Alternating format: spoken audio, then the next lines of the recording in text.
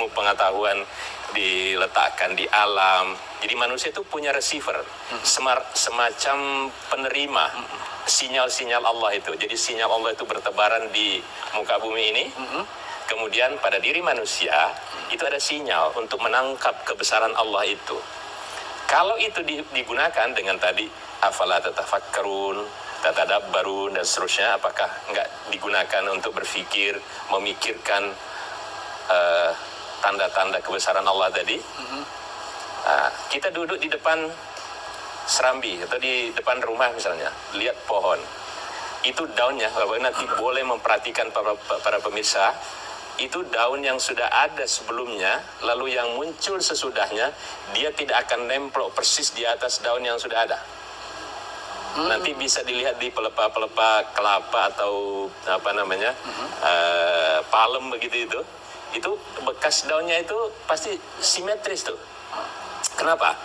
Daun ini tidak akan mengganggu daun yang sudah ada lama sebelumnya untuk mendapatkan sinar matahari. Jadi mereka juga tidak mau saling mengganggu itu. Nah, itu semua adalah tanda-tanda kebesaran Allah yang diletakkan di dalam alam, yang disusun oleh para ilmuwan, para saintis.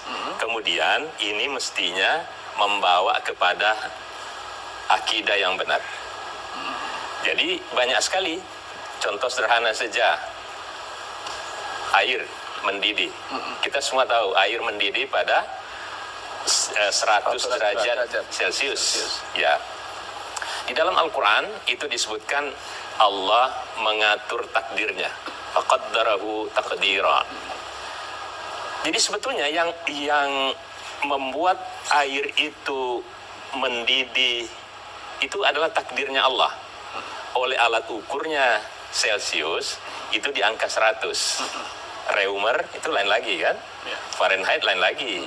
Tapi sama tingkat panasnya itu sudah diatur oleh Allah bahwa air itu akan mendidih dengan tingkat panas sekian ini.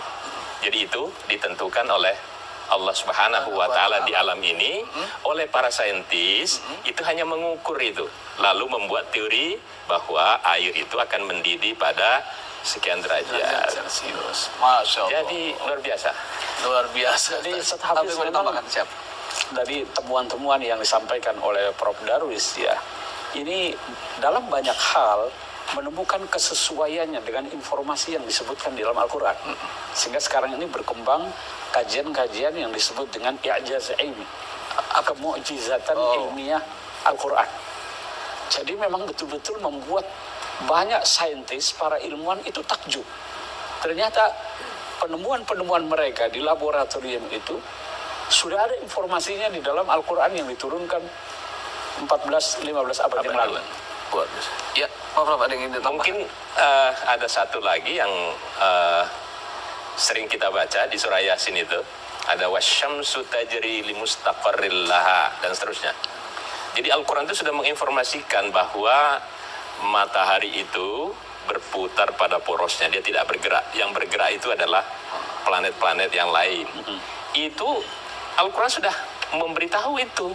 Kalau dulu kan orang masih ada yang pernah mengatakan bumi adalah pusat ya dan seterusnya. Tapi Al-Quran sudah memberikan informasi bahwa sebetulnya yang menjadi pusat itu tata surya adalah matahari.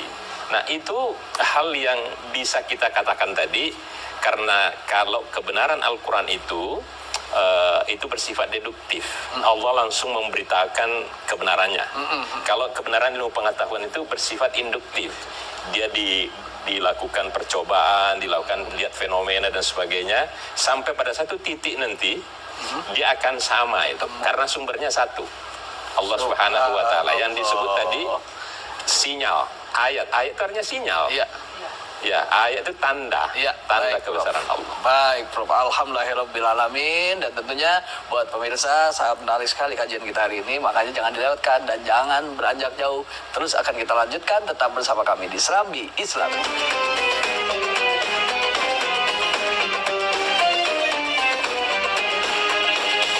Alhamdulillah. Alhamdulillahirrabbilalamin. Terima kasih pada pemirsa TVRI yang masih setia di Serambi Islami. Tentunya kita akan lanjutkan kajian menarik kita, yaitu dengan tema Al-Quran dan ilmu pengetahuan. Nah, pada Ustadz Mukhlis nih, kan kita tahu juga bahwasannya penemu ilmu atau penemu sains itu kan nggak semuanya dari muslim tuh ya, ada juga yang dari non muslim. Dan tentunya apakah itu memang sudah dikaruniakan oleh Allah bahwasannya hal itu akan juga muncul dan timbul dari seorang yang memang bukan non-muslim. Al-Quran itu tidak hanya ditujukan bagi yang muslim. Al-Quran itu adalah hudan linnas. Ajaran Al-Quran itu bersifat universal. Maka setiap manusia, bahkan jin, itu diminta untuk mencermati ayat-ayat Al-Quran. Di satu sisi itu. Di sisi lain, semua manusia ini dianugerahi oleh Allah Subhanahu wa Ta'ala akal. Dan akal itu diminta untuk digunakan, untuk berpikir. Maka kalau kemudian, maka siapapun yang menggunakan akal pikirannya untuk mencermati alam semesta, dia akan mendapatkan ilmu pengetahuan. Dan mengapa semua manusia diundang oleh Al-Quran untuk mencermati itu? Karena memang Islam itu ingin orang beragama itu bukan atas dasar taklid buta. Orang beragama itu harus atas dasar ilmu pengetahuan. Dengan ilmu pengetahuan itu dia bisa sampai pada keimanan, sampai pada ketundukan hati kepada Allah Subhanahu wa Ta'ala. Ini ada ayat yang saya kira relevan dengan itu. Ustaz Mahfuzul Khulqi bisa baca yang dalam surat Al-Hajj itu, coba. Baik. A'udzu billahi minasy syaithanir rajim. وَلِيَعْلَمَ الَّذِينَ أُوتُوا الْعِلْمَ أَنَّهُ الْحَقُّ مِنْ رَبِّكَ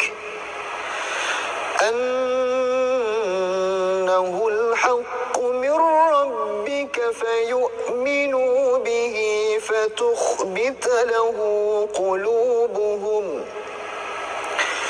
وإن الله لهادي الذين آمنوا إلى صراط مستقيم. Agar supaya orang-orang yang telah diberi ilmu itu mengetahui bahwa ia Al-Quran adalah kebenaran dari Tuhanmu, sehingga mereka beriman dan hati mereka tunduk kepadanya. Sesungguhnya Allah benar-benar Maha Pemberi petunjuk kepada orang-orang yang beriman ke jalan yang lurus. Nah, di sini waliya'lamal ladzina utul ilma, itu bisa muslim bisa non muslim. Kalau dia itu diberi ilmu pengetahuan, dia menggunakan pikirannya, akalnya untuk mencermati alam semesta sampai pada satu kesimpulan, annahul haqqu min rabbik, ini benar, maka fayu'minu bihi. Fayu'minu di sini menggunakan huruf fa, lalu, yang tidak ada jeda. Maka keimanan sejati itu adalah keimanan yang dibangun atas dasar pengetahuan, bukan sekedar ikut-ikutan. Maka pentingnya kita mengaji itu, supaya keimanan kita yang sudah ada ini bertambah kuat, bertambah tebal, ada dasarnya, yaitu pengetahuan. Nah, dari keimanan itulah maka akan lahir fatukhbita lahu qulubuhum. Akan ada pengakuan dari dalam hati kita ini, ketundukan, kita semakin khusyuk kepada Allah Subhanahu wa Ta'ala, semakin sadar. Maka banyak sekali orang-orang yang baru masuk Islam, tapi dia berlatar belakang sains misalnya, itu keimanannya jauh lebih hebat daripada yang dari sejak lahir. Karena keimanan dia itu didasari atas ilmu pengetahuan. Dan betul-betul masuk ke dalam hati dan pikirannya. Nah, itulah mengapa kemudian Islam menganjurkan bahwa dalam beragama itu harus didasari pada ilmu. bukan sekedar taklid. Alhamdulillah. Ya, baik. Jadi itu sebabnya mengapa ayat yang pertama turun itu Iqra. Bacalah. Dia bukan langsung disuruh beribadah itu. Suruh Baca. iya, membaca dulu. Membaca itu adalah pintu ilmu pengetahuan. Nah, dengan demikian kita mengetahui. Karena kalau orang beribadah tanpa pengetahuan, nanti juga bermasalah itu. Maka pengetahuan ini sangat penting menjadi dasar setiap aktivitas kita. Oleh Al-Quran itu sedemikian rupa, Iqra. Nah, baca. Nah, Anda harus punya pengetahuan. Jadi jadi itu ya, awalnya adalah disuruhnya baca, belum kepada ibadah tapi lebih kepada baca. Masya Allah. Alhamdulillah, baik. Dan tentunya kita kasih kesempatan nih buat pemirsa yang alhamdulillah selalu menyaksikan kita Serambi ini, dan tentunya ingin ikut berpartisipasi dengan memberikan ataupun mengirimkan pertanyaan-pertanyaan melalui video. Dan kita lihat video pertanyaannya dan insya Allah nanti akan kita jawab. Silakan. Assalamualaikum warahmatullahi wabarakatuh. Perkenalkan, nama saya Yuli, asal dari Solo. Mau bertanya Pak Ustadz, memahami makna atau arti dari ayat-ayat Al-Quran sangatlah penting.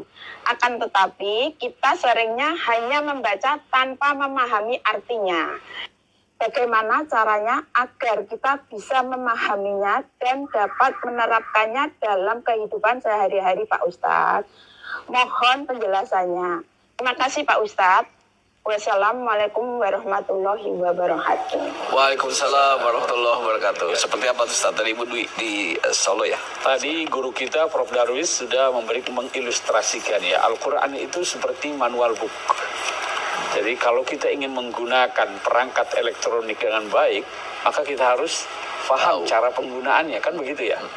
Nah, kita sebagai manusia, sebagai umat beragama, kita diberi kitab hidayah, kita diberi petunjuk.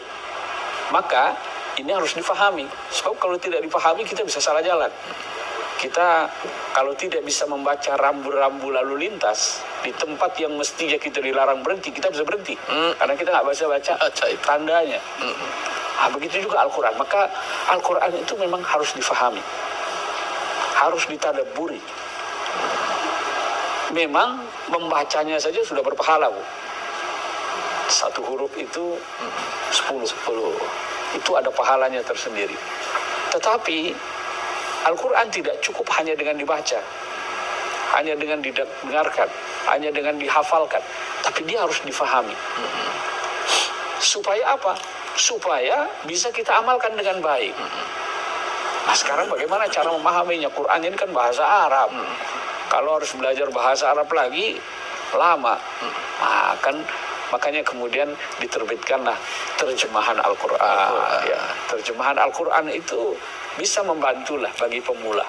Walaupun terjemahan itu belumlah cukup untuk mengenal makna-makna Al-Quran secara lebih mendalam. Dia perlu nanti diperluas lagi. Setelah menguasai terjemahan, bacalah buku-buku tafsir yang lebih luas lagi. Supaya kita bisa mengamalkan dengan baik. Baik, alhamdulillahirobbilalamin. Jadi tetap harus dibimbing juga dengan guru ya, Ustaz ya. Kesempatan buat ibu-ibu yang sudah menyiapkan pertanyaannya. Yang mau bertanya siapa, silakan. Assalamualaikum warahmatullahi wabarakatuh. Waalaikumsalam warahmatullahi wabarakatuh. Perkenalkan, nama saya Neni Nur Faiza dari Majlis Taklim Al-Aziza Depok. Saya ingin bertanya kepada Pak Ustadz. Saya mohon dijelaskan kembali apa kaitannya Al-Quran dengan ilmu pengetahuan.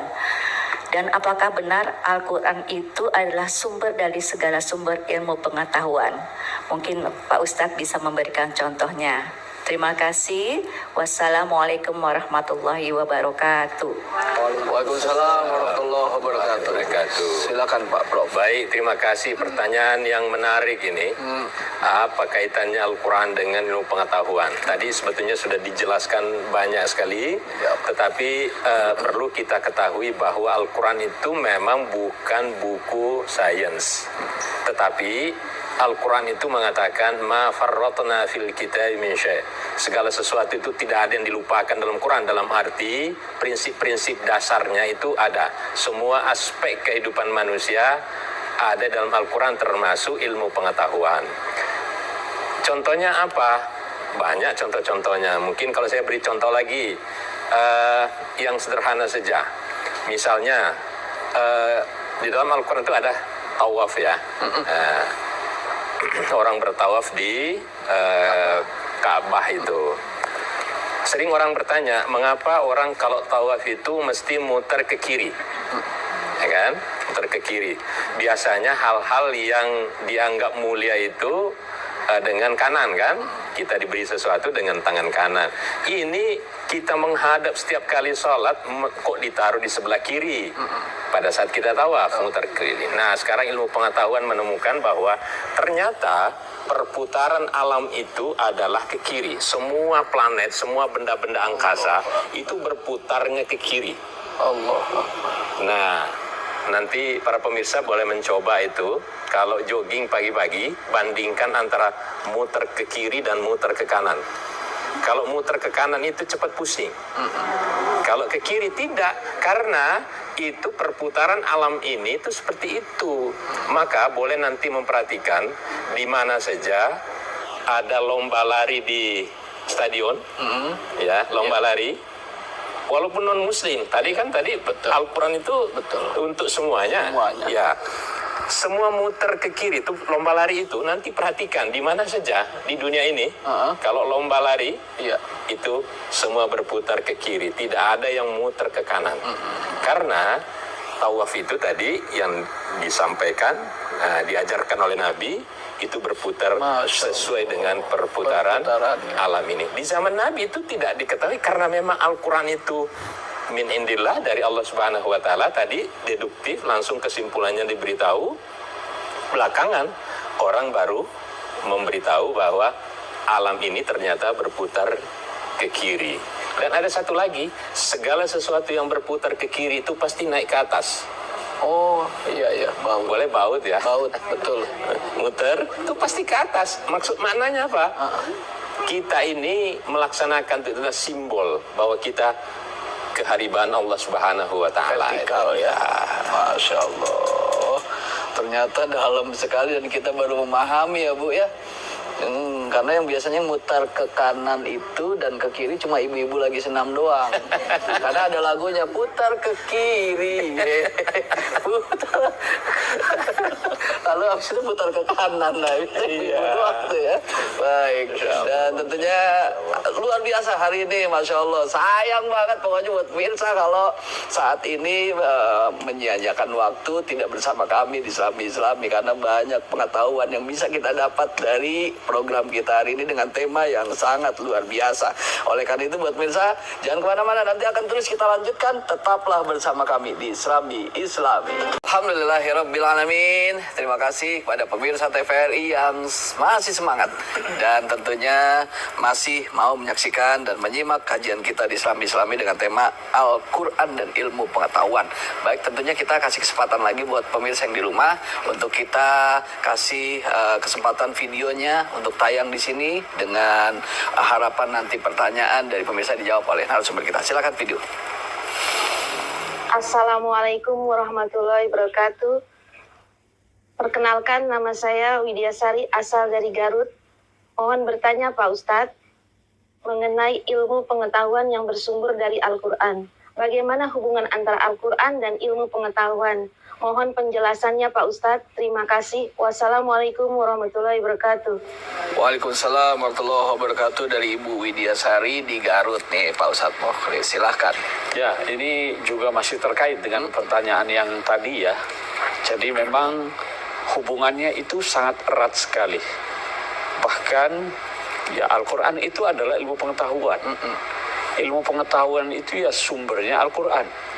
Bahkan ada yang berkata segala ilmu pengetahuan itu ada di dalam Al-Quran. Tadi sudah disinggung, walaupun dalam bentuk prinsip-prinsipnya saja, petunjuk-petunjuk umumnya saja.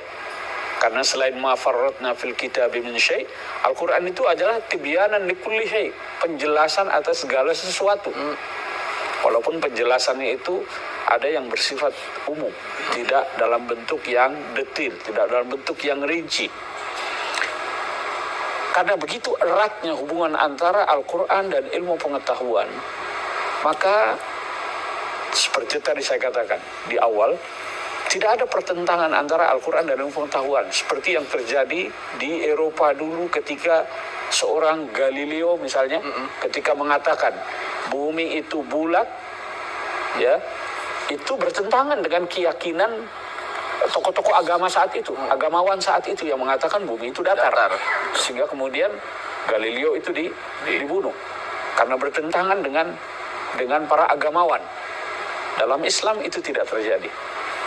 Karena sejak awal Al-Quran itu mengajak kita untuk mengembangkan ilmu pengetahuan. Di dalam Al-Quran itu tidak ada satu ayat pun yang menghambat perkembangan ilmu pengetahuan. Sehingga kemudian lahirlah para ilmuwan-ilmuwan Muslim yang terinspirasi oleh ajaran Al-Quran.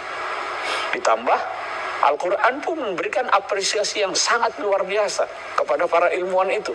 Yarfa'illahu alladhina amanu minkum walladhina utul ilma darajat.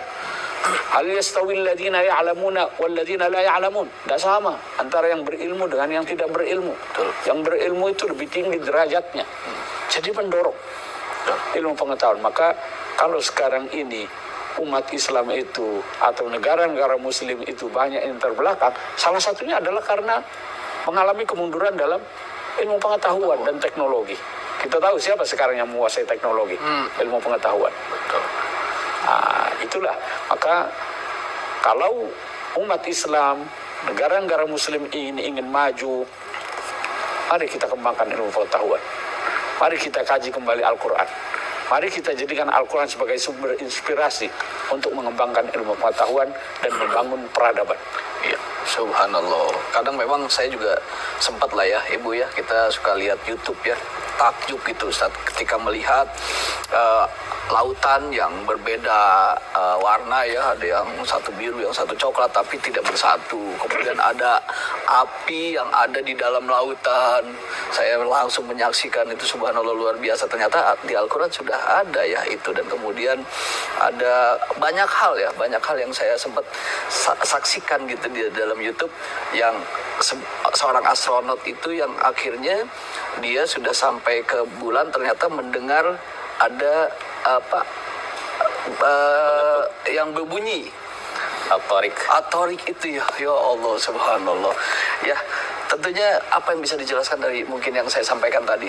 Iya, jadi dalam kehidupan kita setiap kali kita melihat tadi disebut al-bahr, lautan itu bagi seorang yang memang menggunakan akal pikirannya, dia akan melihat tanda-tanda kebesaran Allah di situ. Iya. Kadang-kala kita hanya melihat terbentang samudra luas seperti itu. Sebenarnya kita tahu misalnya dalam Al-Quran itu ada taskhir, memudahkan pelayaran dan sebagainya. Kenapa laut itu bergelombang? Laut itu bergelombang supaya permukaannya itu tidak panas, supaya manusia gampang mendapatkan ikan. Karena kalau dia permukaannya tidak bergelombang, dia akan panas permukaannya, itu ikan tidak akan naik di situ. Maka menyusahkan bagi para nelayan. Dengan bergelombang itu, maka permukaan atasnya itu tetap dingin. Ya, tetap. Kenapa bergelombang? Karena itu juga mendaur ulang sampah-sampah natural, daun-daun kering dari pegunungan ketika hujan kan. Allah mengirimkan hujan ke pegunungan, kemudian menjadi banjir. Itu membawa semua kotoran-kotoran natural itu didaur ulang di laut. Masya Allah. Hanya saja di dalam Al-Quran sudah disebut Zaharal fasadu fil barri wal bahari dan seterusnya ya, bima kasabat aydin nas. Manusia menciptakan plastik yang tidak bisa didaur ulang. Menciptakan styrofoam, nggak bisa didaur ulang. Sebetulnya Allah sudah mengatur sedemikian rupa itu. Dalam kerangka kita belajar ilmu pengetahuan itu semua mekanisme sudah diciptakan oleh Allah sedemikian rupa sehingga kita setiap melihat sesuatu itu akan memberikan kekaguman dan melahirkan tadi ilmu pengetahuan yang untuk kepentingan manusia juga. Baik Pak Prof, alhamdulillahirabbil alamin. Jadi tambahlah gitu ya Bu ya. Ternyata kenapa air itu bergelombang? Karena tadi supaya permukaannya bisa tetap dingin. Dan kenapa rumah tangga juga kehidupannya suka bergelombang? Supaya nanti didinginin lagi. Baik, kita kasih kesempatan buat siapa yang disedia mau bertanya. Assalamualaikum warahmatullahi wabarakatuh. Waalaikumsalam warahmatullahi Ustaz, wabarakatuh. saya Emma Ya, dari Al-Azizah, Majelis Taklim Al-Azizah Depok, Ya. Jawa Barat. Izin bertanya Ustadz, benarkah mukjizat Al-Quran yang diinterpretasikan dalam kehidupan kita itu adalah bukti kebenaran dari agama Islam yang semakin relevan dengan kehidupan zaman yang semakin berkembang. Ya. Lalu ada beberapa peneliti yang mempunyai meneliti perkembangan ilmu pengetahuannya itu yang memang hasilnya sudah mereka ketahui dan sudah ada dalam Al-Quran. Maka mohon saya dijelaskan kembali dan diberikan contoh apabila ada memang kebenaran yang mereka teliti itu sudah terlebih dahulu Al-Quran menjelaskannya. Ya. Baik. Assalamualaikum warahmatullahi wabarakatuh. Waalaikumsalam warahmatullahi wabarakatuh. Al-Quran yang diinterpretasikan Ya. dan Al-Quran tadi disebut sebagai mukjizat. Mukjizat. Mukjizat itu apa? Mukjizat itu dari kata a'jaza, melemahkan. Melemahkan. Jadi Al-Quran itu menantang orang. Ayo silahkan. Kalau Anda mampu membuat yang serupa dengan Al-Quran, silahkan datangkan. Kalau dulu itu ditantangnya karena mereka itu adalah para ahli sastra, para pujangga yang ahli. Mereka nggak mampu membuat itu. Nah, tantangan Al-Quran itu bukan hanya dari segi bahasa, tapi juga dari segi ilmu pengetahuan. Sehingga dengan tantangan itu, orang betul-betul menjadi lemah, mengakui, mereka takluk, tidak bisa mendatangkan yang serupa Al-Quran, sehingga kemudian mengakui bahwa, oh Al-Quran itu benar, wahyu dari Allah Subhanahu wa Ta'ala. Nah, sekarang kan terbukti ya, para ilmuwan itu dengan redaksi Al-Quran yang sedemikian rupa, sangat sederhana, singkat, tapi menggugah alam pikiran, mendorong mereka untuk meneliti, ternyata berkesesuaian. Sehingga tadi saya sebutkan, tidak sedikit yang kemudian masuk Islam. Takluk dia, mengakui, ini pasti bukan bikinan Nabi Muhammad ini. Oh, Nabi Muhammad dulu nggak sekolah, nggak pernah berguru, nggak pernah baca kitab sebelumnya. Dari mana kalau bukan dari Allah Subhanahu wa Ta'ala? Itulah yang disebut dengan mukjizat ilmiah Al-Quran sekarang ini yang sekarang ini sedang banyak dibuktikan, diperkenalkan. Satu contoh misalnya, orang sering sebut tadi, ada satu ayat yang sering dipahami, walaupun sebenarnya konteksnya itu di akhirat ya. Tapi tadi Ustaz Hafiz menyebutkan ya, betapa misalnya tidak terbayangkan dulu orang bisa menembus ke bulan, planet yang lain. betul. Ini ada satu ayat yang sering dipahami, menunjukkan kemukjizatan Al-Quran yang sudah menantang manusia sejak dulu dan baru terbukti sekarang ini. Ustaz Mahfuzul Khulq mungkin bisa baca yang ada di surat Ar-Rahman. billahi minasy syaithanir rajim. Ya ma'syaral jinni wal insi in istata'tum an tanfudhu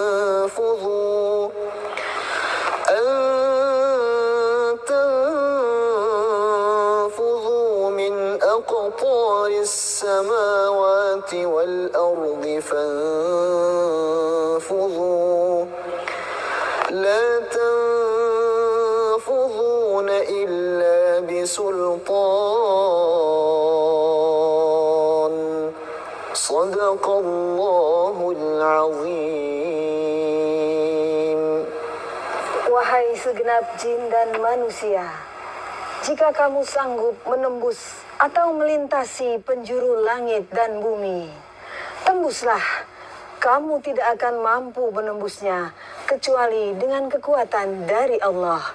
Maha benar Allah dengan segala firman-Nya.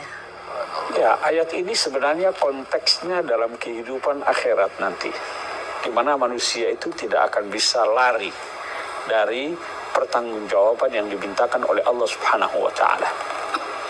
Tetapi oleh sebagian ulama, ayat ini difahami sebagai bentuk isyarat bahwa manusia itu ditantang untuk menembus planet-planet yang lain. Aziza Depok. Pak Ustadz, kita tahu Allah sangat mencintai manusia yang beriman dan berilmu. Diriwayatkan dari Nabi SAW, beliau bersabda, Allah memberi wahyu kepada Ibrahim. Sesungguhnya aku mengetahui, aku mencintai orang yang berilmu. Pertanyaan saya, bagaimana kiat supaya kita mau giat semangat dan fokus belajar? Bagaimana penjelasan Pak Ustadz? Terima kasih. Baik, terima kasih. Ini juga pertanyaan menarik ini. Bagaimana kiat kita supaya tetap belajar? Tadi sudah disebutkan bahwa ilmu itu adalah hal yang memang harus dimiliki oleh manusia. Tadi banyak pembicaraan tentang mulai dari Nabi Adam, diajari tentang sesuatu, dan seterusnya dalam rangka nanti persiapan di muka bumi ini. Nah, Al-Quran tadi mengajarkan pintunya itu adalah membaca. Mesti kita membaca. Kita mengetahui dalam hadis, dalam sebuah riwayat bahwa manusia itu harus mencari ilmu mulai dari ayunan sampai liang lahat. Luar biasa itu, Islam itu. Jadi tidak ada waktu yang terbuang dalam rangka mencari ilmu ini. Hanya saja tadi ilmu itu harus dimanfaatkan kepada sesama manusia. Setiap kali kita menemukan sesuatu, misalnya ibu-ibu pinter bikin kue, pokoknya dibagi kepada yang lain. Karena dalam Islam itu tidak boleh ilmu pengetahuan itu disembunyikan. Ya, ada hadisnya itu. Siapa yang menyembunyikan ilmu pengetahuan yang dimiliki, uljima yaumal qiyamati bilujamin minan nar. Nanti di yaumil qiyamah itu dia akan dikekang dengan api. Nah, jadi dalam Islam itu sebetulnya tidak ada copyright itu sebetulnya. Ya, tetapi hanya saja karena pada saat orang menulis buku dan seterusnya itu memerlukan waktu, menghabiskan hal-hal yang boleh jadi perlu ada hal yang sebagai gantinya itu, maka ada. Tapi prinsipnya itu tidak boleh kita pelit dalam soal ilmu pengetahuan. Jadi belajar, membaca, kemudian ada satu hadis mengatakan begini, kun mu'alliman, jadilah guru. Kalau nggak bisa, au muta'alliman, jadilah murid. Kalau tidak bisa juga, jadilah mustami'an, pendengar. Tapi la takun rabian, jangan menjadi yang keempat, tidak menjadi guru, tidak menjadi murid, dan tidak menjadi pendengar. Baik, alhamdulillah. Ibu, kita berarti lagi jadi murid dan jadi pendengar, ya. Dan juga karena kita lagi berguru sama guru kita yang insya Allah tepat banget hari ini. Dan tentunya buat pemirsa, jangan kemana-mana, nanti akan terus kita lanjutkan. Jadi tetaplah bersama kami di Serambi Islami. Baik, jadi Al-Quran itu tadi disebut mukjizat. Al-Quran itu adalah buku hidayah atau kitab hidayah bagi manusia. Yang namanya buku hidayah, buku petunjuk, mesti berisi segala sesuatu yang diperlukan oleh manusia dalam kehidupannya, baik di dunia ini maupun nanti di akhirat. Nah, oleh karena itu, yang namanya buku panduan membuat segala sesuatu, salah satu diantaranya kemukjizatannya itu adalah ilmu pengetahuan. Tadi ada isyarat-isyarat ilmiah yang terkandung di dalam Al-Quran. Dan kita tahu bahwa ayat pertama turun tadi itu Iqra, membaca yang dibacakan oleh Jibril dan juga membaca fenomena alam. Untuk apa? Dalam rangka tadi bisa mengembangkan kehidupan kita di dunia ini yang nanti juga untuk kehidupan akhirat. ujung dari surah Al-Alaq itu wasjud waqtarib.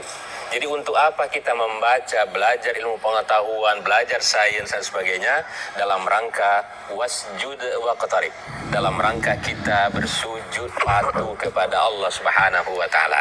Jadi ilmu pengetahuan yang terkandung dalam Quran itu menggugah manusia agar ketika dia mempelajari ilmu pengetahuan itu, sains nanti pada ujungnya harus lebih dekat dengan Allah Subhanahu wa taala. Kira-kira begitu.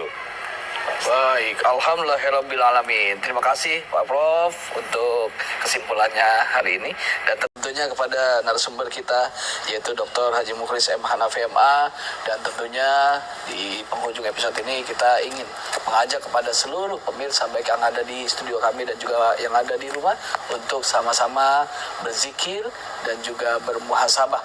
Tentunya akan diimami oleh Ustadz Mahfuzul Huluki. Silakan Ustadz. Subhanallah walhamdulillah wa la ilaha illallah wallahu akbar. Subhanallah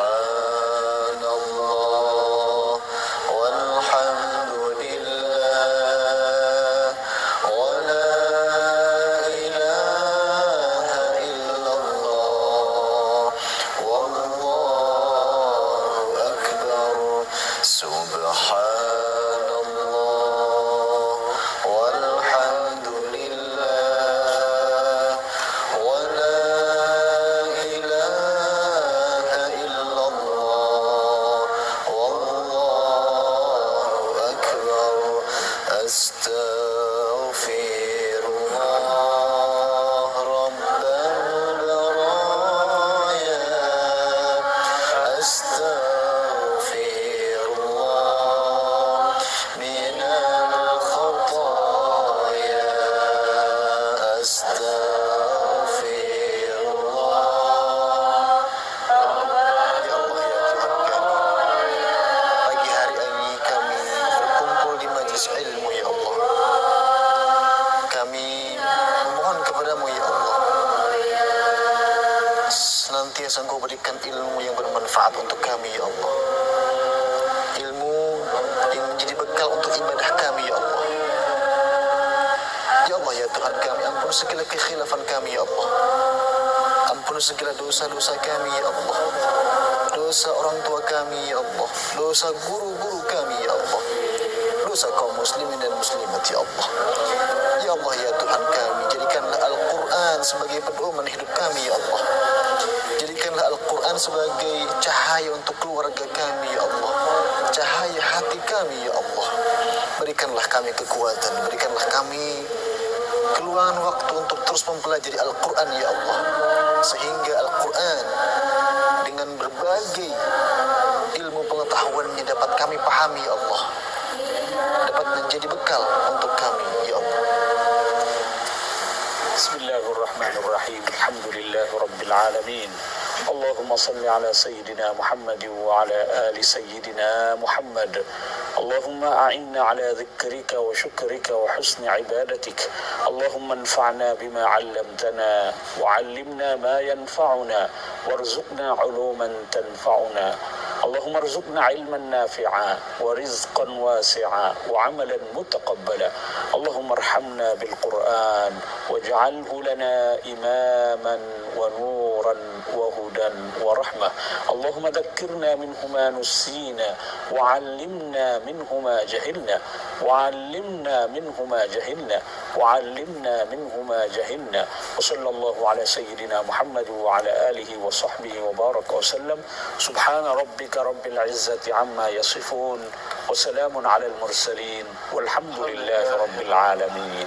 Alhamdulillahirrabbilalamin. Tentunya luar biasa kajian kita hari ini dengan tema yang sangat menarik, yaitu Al-Quran dan ilmu pengetahuan.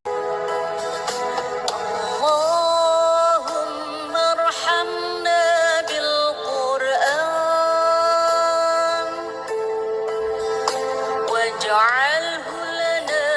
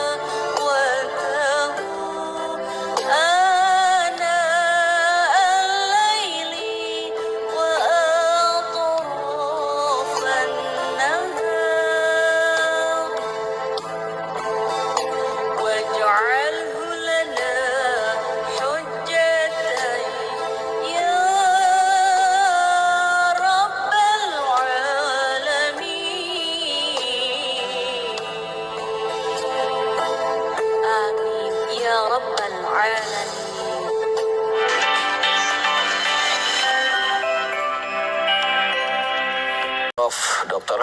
M. Darwis Hude MSI dan juga Dr. Haji Mukhlis M. Hanafi MA. Terima kasih atas ilmunya. Semoga bermanfaat dan sangat bermanfaat banget tentunya untuk kita semuanya, baik yang di sini maupun yang di rumah.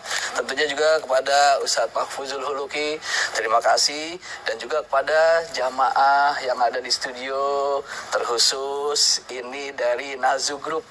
Ya, alhamdulillah. Dan tentunya juga kepada pemirsa yang ada di rumah dan juga kepada seluruh kerabat kerja yang bertugas. Dan tentunya kita bersyukur kepada Allah Subhanahu wa taala dan kita bersyukur menjadi umat baginda Nabi besar Muhammad sallallahu alaihi wasallam yang memiliki panduan Al-Qur'an dan sunnah.